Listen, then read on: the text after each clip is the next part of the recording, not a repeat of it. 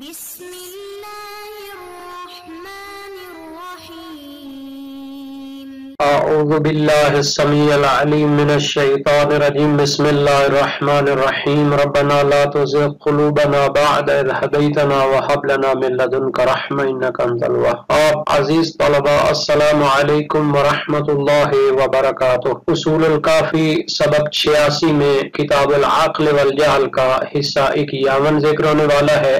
سب سے پہلے خلاصہ جات کو دیکھ لیتے ہیں۔ گزشتہ سبق میں عقل و جہل کے لشکروں کے حوالے سے جو روایت ہے اس کی سندی تحقیق پیش کی گئی ہے، اور اس درس میں عقل کی خلقت نورانیہ کے بارے میں جناب ملا صدرہ کی تحلیل فلسفی اور متعلقہ مسائل اور شارحین کے نظریات ذکر کیے جائیں گے۔ یہ اس روایت کا ابتدائی متن ہے جس کے متعلق گفتگو ہو رہی ہے۔ یہ ایک عمیق عرفانی اور اخلاقی روایت ہے۔ اس میں عقل و جہل کو وجودی، اخلاقی اور نفسیاتی قوتوں کی صورت میں پیش کیا گیا ہے، اور ان دونوں کے لشکروں کی تفصیلی فہرست دی گئی ہے۔ جناب ملا صدرہ نے جو خلقت عقل کے حوالے سے نظریہ پیش کیا ہے اس کا خلاصہ دیکھ لیتے ہیں۔ عقل کو اول المخلوقات روحانیہ قرار دیتے ہیں اور اس کے وجودی تقدم کی طرف اشارہ فرماتے ہیں۔ عقل کا عقل کلی یا عقل فعال کی صورت میں عالم عقل میں پہلا مظہر ہونا بھی ذکر کرتے ہیں، اور عقل کی تخلیق سے مراد تجلی ذات حق کا پہلا درجہ قرار دیتے ہیں۔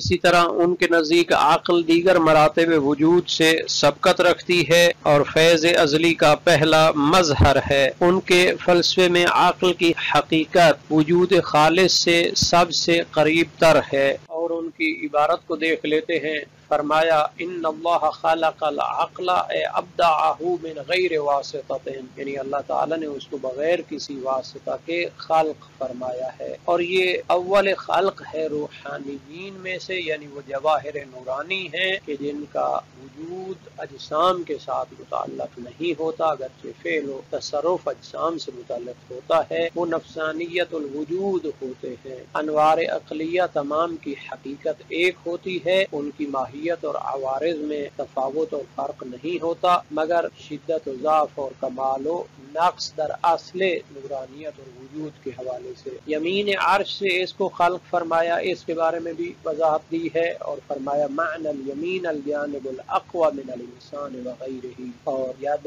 یمنا التی ہی اقوى من الیسرا، یا تو یمین کا معنی یعنی پورا پہلو ہوتا ہے، یا پھر یعنی دایاں بازو ہوتا ہے جو بایاں سے زیادہ قوی ہوتا ہے۔ مزید اس کی وضاحت کرتے ہوئے فرمایا کہ حقیقت ید یعنی اس کا معنی اور مفہوم کیا ہے، هو الواسطۃ بین الفاعل و فعلہ، کہ یہ فاعل اور اس کے فعل کے درمیان واسطہ ہوتا ہے، کالبطش والقبض والاعطاء۔ تو اس لفظ کو استعارہ لیا گیا ہے اللہ تعالی اور اس کے فعل کے درمیان، تو کہا جاتا ہے فیض الرحمن کا جو واسطہ ہوتا ہے کہ وہ ید اللہ ہے، اس سے لازم نہیں آتا کہ وہ جسم ہو یا مرکب ہو، کیونکہ ان خصوصیات کا اصل معنی یاد میں کوئی دخل نہیں ہے۔ اسی طرح انگلی یا واسطۃ التقلیب والتصریف من شعب الید، یعنی اس کے ذریعے ہاتھ کا جو تصرف ہوتا ہے اس کا یہ واسطہ ہوتی ہے، تو اللہ تعالیٰ کا ہاتھ یا اس کی انگلی تو وہ مراد لی جائے گی جو اس کی ذات اور صفات کے مناسب ہو، جیسا کہ فرمایا ید اللہ فوق ایدیہم سورہ فتح میں ہے، اور نبی اکرم کا فرمان ہے قلب المؤمن بین اصبعین من اصابع الرحمن یقلبها کیف یشاء۔ تو مراد یہی ہے کہ اللہ تعالیٰ کا جو واسطہ فیض ہوتا ہے اور اس کی قدرت کے مظاہر ہوتے ہیں اس کے لیے یہ ایک استعارہ ہوتا ہے، اور یمین جانب اقوا ہوتا ہے ترتیب موجودات میں، فکل موجود هو اقرب من اللہ فی سلسلۃ الاسباب الذاتیہ فہو یمین، تو ہر وہ موجود جو اللہ تعالیٰ کے زیادہ قریب ہے سلسلہ اسباب ذاتی کے حوالے سے تو وہ یمین کہلائے گا۔ اس کے بعد عبارت میں تھا العرش، تو اس کی وضاحت فرماتے ہیں کہ یہ مستوی الرحمن کأنہ جوہر متوسط بین عالم العقل الثابت و بین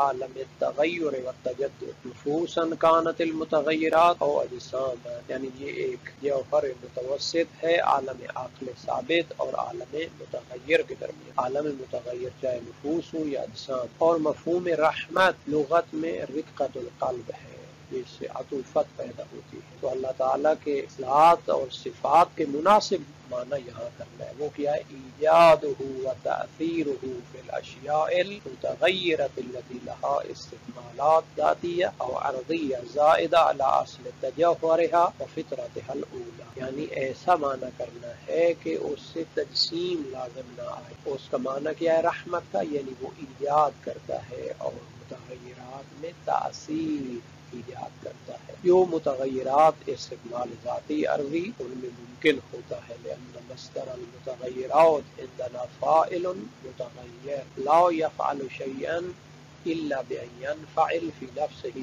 ولا يحرك شيئا الا بأن يتحرك، کیونکہ مصدر متغیرات وہ فاعل متغیر ہوتا ہے، جب وہ کوئی کام کرتا ہے تو پھر اس کے اندر بھی انفعال آتا ہے، اور جب وہ کسی چیز کو حرکت دیتا ہے تو خود اس میں بھی حرکت آتی ہے۔ حالانکہ اللہ تعالیٰ کی ذات لا یتغیر ذاتا ولا صفہ فی ایجادہ للمکونات الثابتہ او مستحیل، لیکن ایجادہ للثابتات بنفس ذاتہ بلا وسط وللمتغیرات بواسطۃ العرش۔ بس اللہ تعالیٰ کے جو افعال ہیں تو وہ خود ذات باری میں تغیر کا سبب نہیں بنتے، اس کی صفات میں تغیر کا سبب نہیں بنتے، تو پھر وہ جب ثابتات کو خلق کرتا ہے تو بلا واسطہ، اور جب متغیرات کو خلق کرتا ہے تو وہ واسطہ عرش، اور واسطہ تو فیض الرحمن والبرزخ بین عالم الامر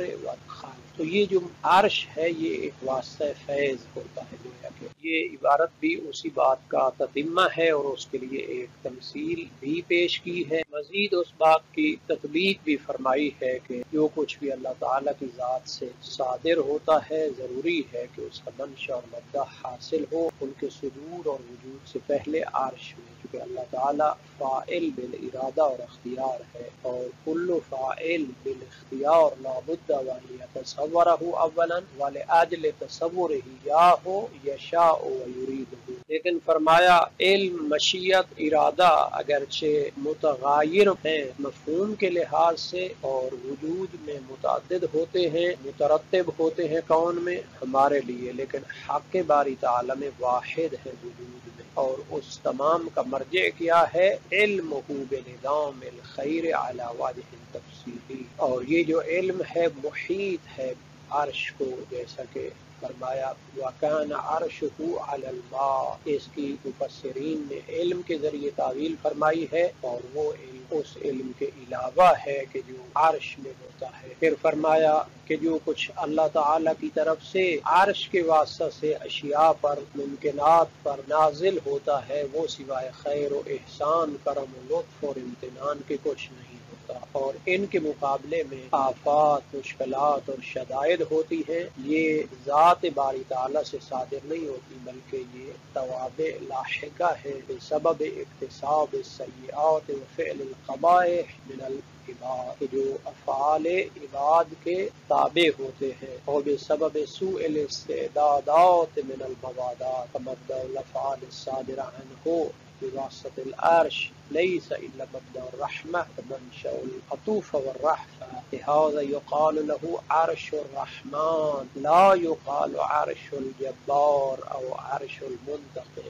یہاں پر بعض سوالوں کا جواب دینے کی بھی کوشش کی ہے، لیکن فرمایا ہے سر یطول الکلام بذکرہ، اس کی بات کو ہم زیادہ طولانی نہیں کر سکتے۔ اصل میں اللہ تعالیٰ کی رحمت ذاتیہ کے متعلق گفتگو ہے، جس کے ذریعے عرش کو خلق فرمایا ہے، جو کہ وسیلہ رحمت ہے۔ حدیث میں تھا من نور ہی، اے خلق العقل خلقا من نور ذات، فإن الروحانیین कुल्लुहुम मखलूकून मिन नूर दातिही। फिर उसके बाद एक जुमला था फ़क़ाल लहू अदबिर फ़अदबरा, के आकल को कहा पीछे जा, वो पीछे हुई। इससे मुराद किया है कि वो अपने अफ़आल की तरफ मुतवज्जे हुई कि जो अल्लाह ताला उसके वास्ते से अजसाम व मवाद व सुवर को खल्क फरमाता है। तो आकल का नाजिल होना मरातब मुतनाजिला में जो कि आलम रुबूबियत से दूरी होती है, बस अल्लाह ताला ने उसको एक अम्र इजाबी और तकवीनी का हुक्म दिया है और उसने उसकी इताअत की है और इसके ज़िम्मे जो चीज़ें थीं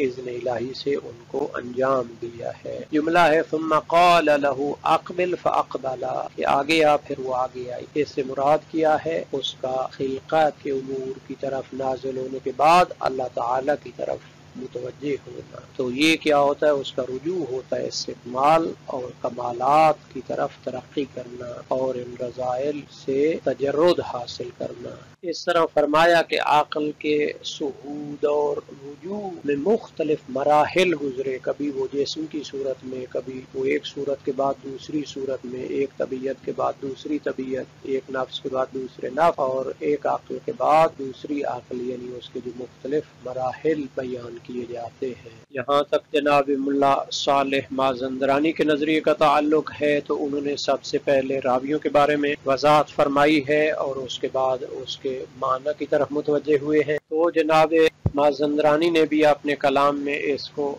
जौहर मुजर्रद इंसानी करार दिया है और उसकी वजाहत में जनाब शारानी का हाशिया देखा जा सकता है। जहाँ तक इसके अव्वलुल मखलूक़ात होने का ताल्लुक है तो उसकी भी वजाहत फरमाई है और साबिक़ा नजरिए पर मुनाक़शा भी फरमाया है और फरमाया कि ला यबउदुल क़ौलु बिबुतलान ज़ाहिर हाज़ल हुक्म, कि ये जो पहला नजरिया था उसके बातिल होने का कौल भी बाइद नहीं है। तो उस पर जनाब शारानी ने उन पर नाक़द फरमाया है और ये भी जनाब शारानी के कौल का ततिम्मा है।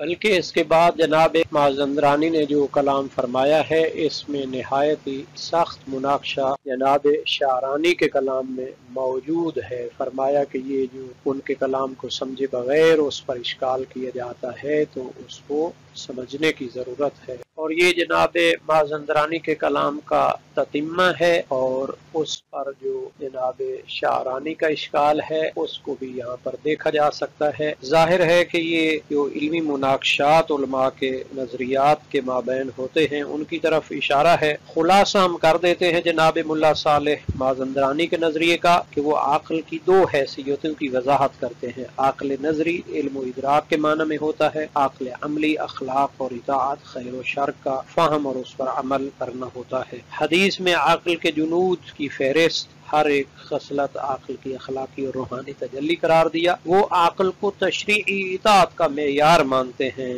इस बात के ततिम्मा के तौर पर जनाब मुल्ला फैज़ काशानी का नजरिया भी देख लेते हैं। उन्होंने आक़ल को इरफानी रंग में बयान किया है। आक़ल रूहानी नूर है जो इंसान को अपने रब की तरफ रहनुमाई करती है। वो उसे नूर हिदायत कहते हैं जो इंसान को जहालत, जुल्मत और शहवात से नजात देता है। आक़ल की इताअत गोया खुदा की इताअत है क्योंकि आक़ल ही खैर व शर का हकीकी पैमाना है और खिलकत के हवाले से भी उन्होंने तकरीबन जनाब मुल्ला सदरा के बयानात का खुलासा पेश किया है। इस बहस के ततिम्मा के तौर पर जनाब अल्लामा इमाम खुमैनी के नजरिए को भी देख लेते हैं। उन्होंने एक मुस्तकिल किताब जुनूदुल अक़ल वल जहल तहरीर की है और उसके शुरू में कुछ इल्मी फवायद बयान किए हैं। चौथा फायदा ये है कि इस हदीस या इस तरह के जो कुरान और सुन्नत के मसादिर हैं इनका मकसद किया है फ़कत इल्मी नुकात, फ़लसफ़ा और तारीख़ व अदब को समझना काफ़ी नहीं है, बल्कि इसके ज़रिए इंसान की रूह में तग़य्युर होना चाहिए और उसके अखलाक में बेहतरी आनी चाहिए। जैसा कि नबी अकरम सल्लल्लाहु अलैहि वसल्लम की एक हदीस से भी इस्तिफ़ादा किया है कि तमाम उलूम की बुनियाद इल्म अक़ाइद है कि जिसके ज़रिए इंसान हक़ तक पहुँचता है, अल्लाह ताला की मार्फत में इजाफा होता है। जनाब इमाम खुमैनी की नज़र में अक़ल व जहल की जंग दर हकीकत नफ्स इंसानी की बातनी मैदान कारज़ार की अक्कासी है। अक़ल की तख्लीक को वो नूर मुहम्मदी के साथ मरबूत करते हैं, यानी अक़ल کمال ولایت کی تجلی ہے۔ انسان کے تکامل کی راہ عقل کی پیروی اور جہل کی مخالفت سے مشروط ہے۔ جنود عقل کی فہرست ایک عرفانی اخلاقی نصاب ہے جو انسان کو کمال انسانی تک پہنچاتا ہے۔ آج کی بحث کا خلاصہ دیکھ لیتے ہیں۔ خلقت نورانی عقل کے حوالے سے ملا صدرہ کے فلسفی تحلیل کو بیان کیا گیا، متعلقہ مسائل اور شارحین کے نظریات کو ذکر کیا گیا ہے۔ اس درس کے متعلق تمرینی سوالات کو بھی دیکھ لیتے ہیں اور اللہ تعالیٰ سے دعا کرتے ہیں کہ ہمیں قرآن اور سنت کو سمجھنے اور ان پر عمل کرنے کی توفیق عطا فرمائے۔